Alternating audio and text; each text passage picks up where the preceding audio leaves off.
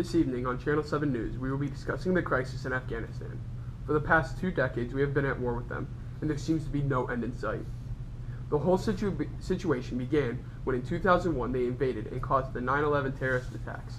This killed so many innocent people, and everyone was devastated. The government decided to go into war because they thought we should be even with the people that caused so much damage and despair. Over the course of these years, the U.S. has lost thousands of people and trillions of dollars.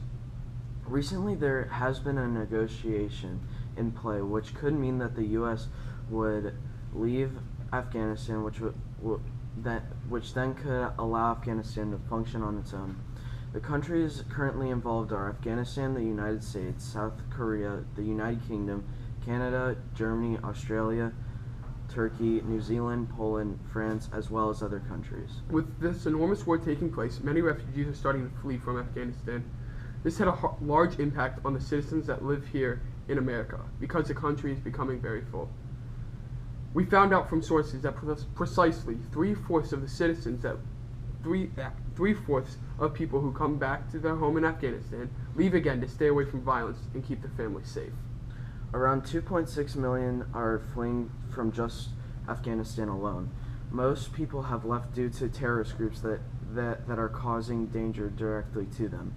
It is not only the citizens that are affected, but also the leaders.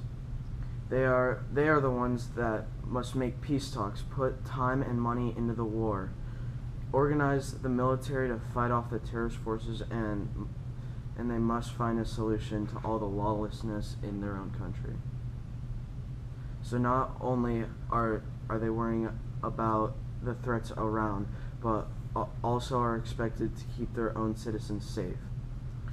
With a war such as this one going on, society is strongly affected. People become frightened, some to the point where they even get psychological effects. Poverty rates also increase because all the resources being put towards the war. We are hoping that there is an end in sight and everyone is once safe again. We also thank those who died in defending all the good people in the world. We've gotten the chance to interview a couple of people directly affected by this war. Now over to John with the interviews. I'm here with Muhammad. He's an Afghan refugee. He lived in the city of Kabul. So, Muhammad, what was the situation like in Afghanistan? Well, it's not very safe and everyone feels very threatened because the Taliban has been attacking more often and the risks in their attacks and the deaths are just piling up. What would happen if you were to be caught talking to U.S. forces? Well, the Taliban seems very threatened by the U.S. forces and British forces, so whatever you're caught, you and everyone you know might be attacked and killed. Is there a risk involved with escaping the country, or is it relatively safe? It's somewhat safe as long as the country you escape to decides to take you in and not just shove you back in with the Taliban. Do you feel safer now that your family resides in Pakistan? Relatively, the situation here is much calmer and it's fairly optimal. But I feel that my family will still need to move to the UK or somewhere in the United States because I feel I'd be much safer there.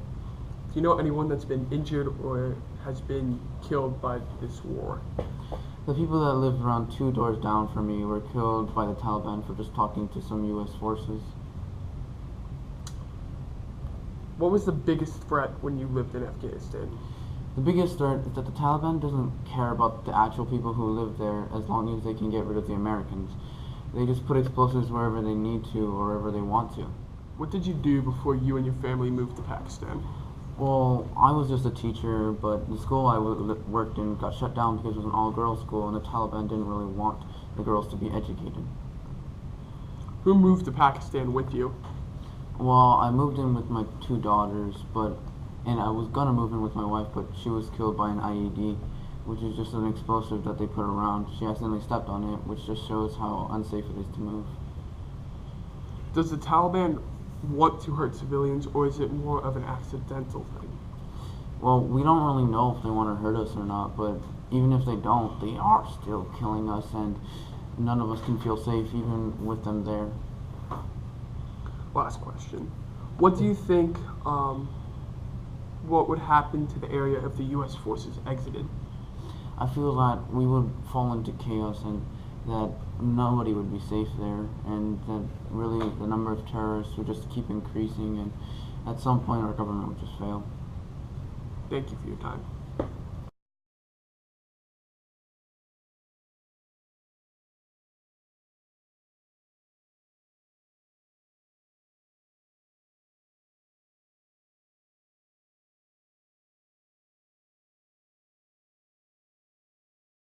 Is training the Afghan military the most important part of this campaign? As I said before, training the Afghan military is one of the main missions at this point. We have compromised the leader of Al-Qaeda, and now we have completed the mission. We must train the Afghan army so that they are ready for us to pull out of the country. Is the military trying to protect the civilians or just knock out the insurgency?